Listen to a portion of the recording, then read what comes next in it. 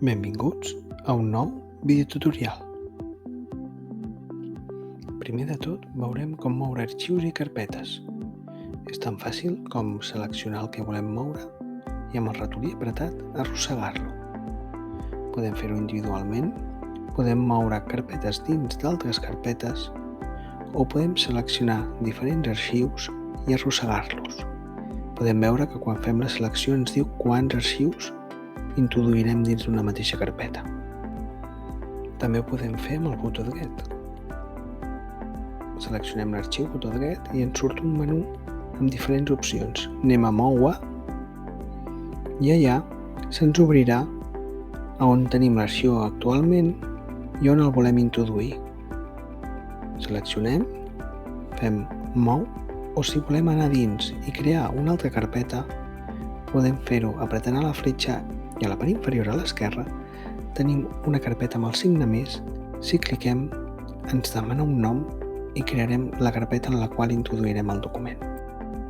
Com podem observar, si anem a l'interior de la carpeta, veurem que ja tenim la carpeta creada i a dins d'ella l'arxiu que hem volgut moure. Si mirem a la part superior, veiem que ens marca la ruta on estem. Apretant els noms, entrem o sortim de les diferents carpetes fins a arribar a l'arrel de la nostra unitat. Per moure un altre cop l'arxiu que acabem de moure, simplement hem de fer el pas contrari, tornar a anar a Moure i seleccionar la meva unitat com a lloc de destinació.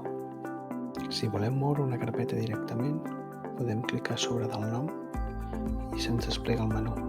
Com podem observar, com que aquesta carpeta la tenim en el mateix lloc que l'altra carpeta que tenim creada, només la podem introduir dins d'aquesta.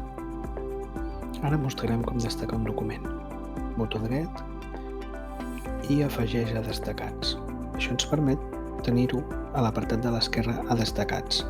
En pocs documents no és gaire important, però a mesura que el Google Drive el tenim ple de documents i carpetes, val la pena destacar els més importants per tenir-los més accessibles. Per fer una còpia només hem de fer botó dret a l'arxiu, fes una còpia i automàticament es tornarà a sortir. Un cop feta la còpia, podem fer amb l'arxiu el que vulguem. Es tracta d'una còpia exacta de l'arxiu original.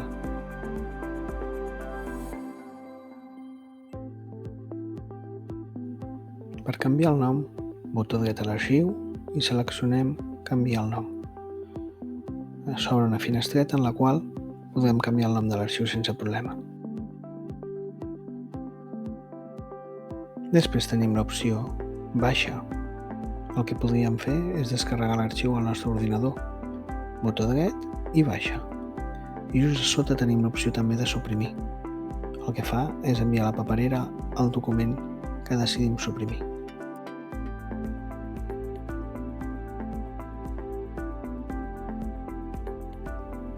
Per acabar, ensenyarem com canviar el color de les carpetes.